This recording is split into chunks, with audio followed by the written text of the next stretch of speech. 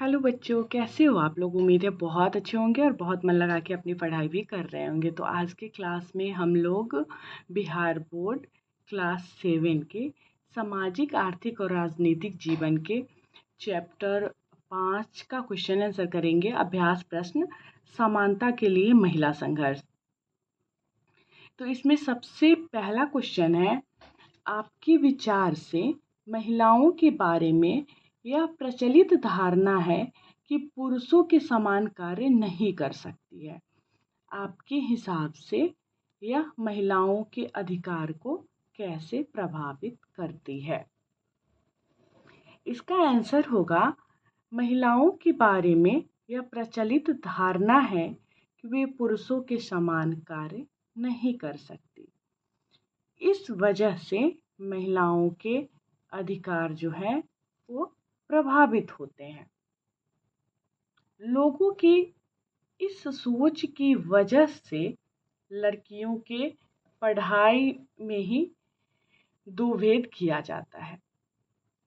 लड़कियों को अधिक पढ़ाया लिखाया नहीं जाता है कि लड़कियों को तो बड़ा होकर दूसरों के घर को संभालना है और चूल्हा ही फूकना है, तो फिर ज़्यादा पढ़ने की क्या ज़रूरत है। ऐसा होता है ना जी, ऐसा हमारे समाज में खूब होता है। लोगों के मन में ये चीज़ होता है कि लड़कियां जब बड़ी होगी तो मतलब लड़कियों को ज़्यादा क्या पढ़ाना, क्योंकि बड़े होगे तो उसको घर ही संभालना है, चूल्हा चौकी ही करना है। शादी हो जाएगी और फिर दूसरे के घर जाएगी तो फिर उसको चूल्हा चौका ही संभालना है, तो उसको ज़्यादा क्या पढ़ाना होता है ना। नेक्स्ट क्वेश्चन है, महिला आंदोलन द्वारा अपनी स्थिति को मजबूत बनाने के लिए किन्हीं दो प्रयासों का उल्लेख करें। महिला आंदोलन द्वारा अपनी स्थिति को मजबूत बनाने के लिए किए गए दो प्रयास में दहेज के खिलाफ किया गया आंदोलन और घरेलू हिंसा के खिलाफ किया गया आंदोलन शामिल है।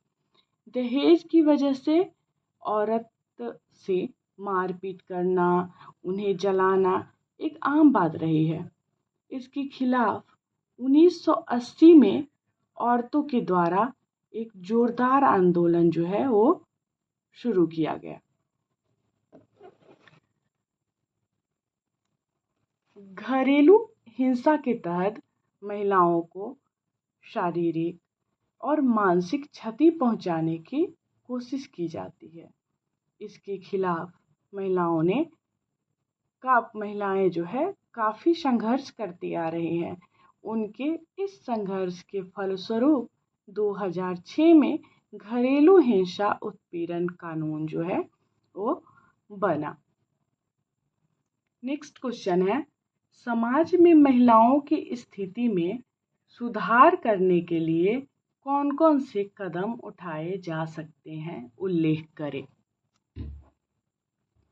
समाज में महिलाओं की स्थिति में सुधार करने के लिए उनमें और पुरुषों में भेदभाव नहीं होना चाहिए। महिलाओं को भी अपनी इच्छानुसार पढ़ाई करने की और अपने पसंद के क्षेत्र में काम करने की छूट मिलनी चाहिए।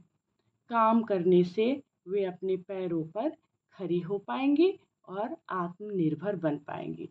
हमारे समाज में होता है ना, महिलाओं को जो है बहुत सारा छूट जो है नहीं दिया गया है और पढ़ाई लिखाई में भी भेदभाव किया जाता है। बहुत सारे जॉब में जाने से भी उनको मना किया जाता है। तो ऐसे में क्या होता है कि वे अपने पसंद का कोई रोज़गार नहीं कर सकती और जबरन कोई चीज़ करके आप खुश नहीं हो सकते हो।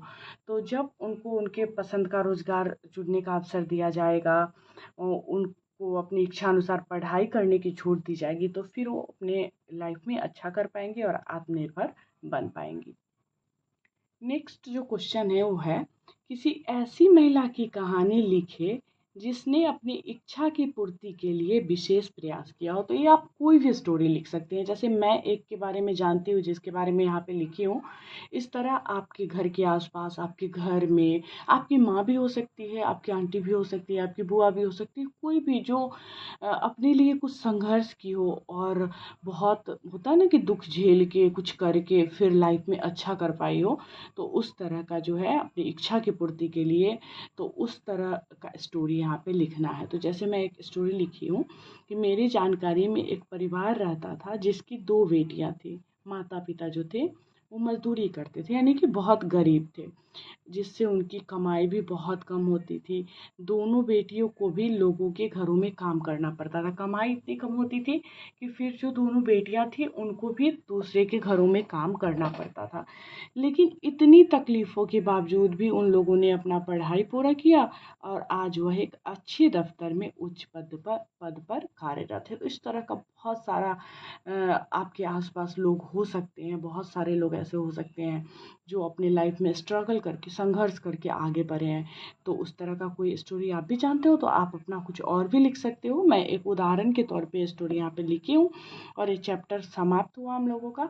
और आगे की क्लास में नेक्स्ट जो चैप्टर है उसका क्वेश्चन आंसर करेंगे।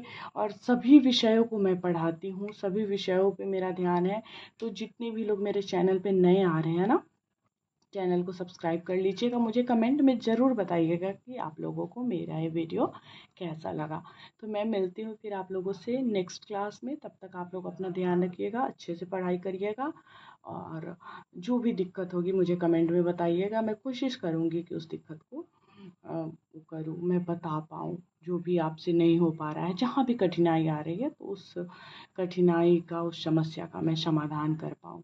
तो चलिए मिलती हूँ फिर मैं आप लोगों से नेक्स्ट क्लास में। तब तक के लिए बाय बाय।